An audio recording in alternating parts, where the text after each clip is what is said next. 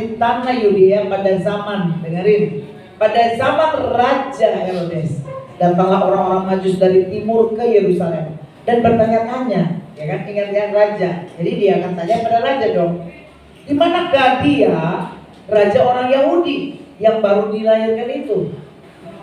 Kami telah melihat bintangnya di timur dan kami datang menyembah dia. Ayat 3. Ketika Raja Herodes mendengar hal itu, terkejutlah ia beserta seluruh Yerusalem. Ayat 4, ini ayat tema.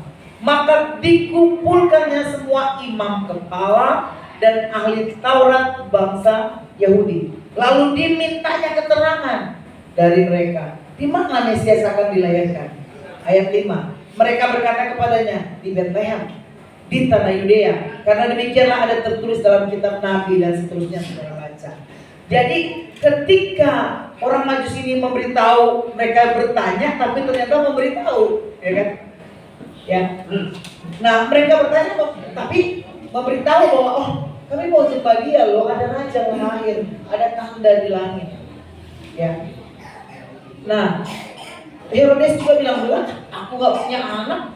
Emang coba cek dulu, ada gak anakku lahir dari istriku, dari istri-istri, dari selir-selirku? Gak ada.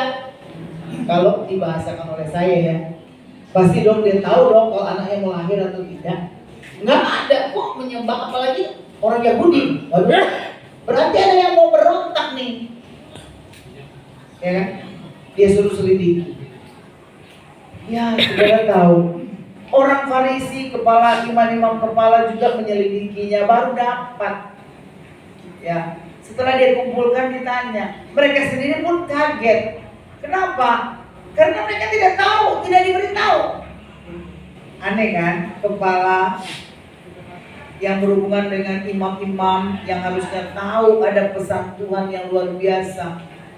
Karena dalam kitab Yeremia, Tuhan akan memberitahukan sesuatu sebelum terjadi kepada hamba-hambanya. Nah, imam-imam ini hamba-hambanya, gitu ya. Tapi tidak diberitahu justru orang dari timur ini yang notabene bukan orang Yahudi. Dari pelajaran sejarah diselidiki, baru mereka mau menyelidiki. Ketika ada bilang, ada firman, ada orang yang beritahu nih, selidiki, ternyata benar di Betlehem di tanah Yudea. Apa yang saya ingin bagikan pada kita semua? Ternyata imam kepala ahli Taurat bangsa Yahudi yang dikatakan raja dari Yahudi akan lahir dan mereka sudah mau menyembah dia, tidak tahu apa-apa karena cuma teori semua. Tahu teori, cuma tahu sampai sini, tapi tidak pernah melakukannya. Teori semua. Kalau kau baca Alkitab itu juga cuma teori, itu sama engkau juga mau dikatakan imam kepala, silakan. Artinya pemimpin sinode lah itu. Atau engkau pemimpin umat seperti hambanya ini, Bapak Gembala Saudara atau saya. Kalau cuma dengar berita baru kemudian selidiki Alkitab lagi. Harusnya kita itu melakukan firman Tuhan. Jadi firman Tuhan hidup, makanya ada lagu hidupku apa?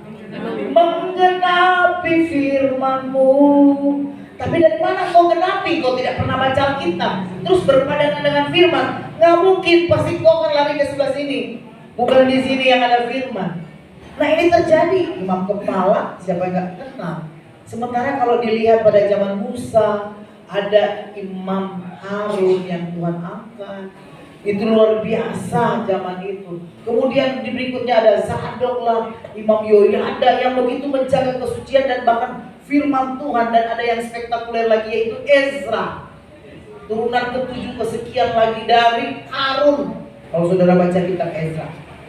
Nah, wah, dia ahli kitab dan Tuhan bicara pada dia, dan kemudian dia punya kuasa perkataan. Akhir zaman ini Tuhan mau mencari orang-orang yang punya berita yang pasti dan jelas dan menyelidiki firman. Amin.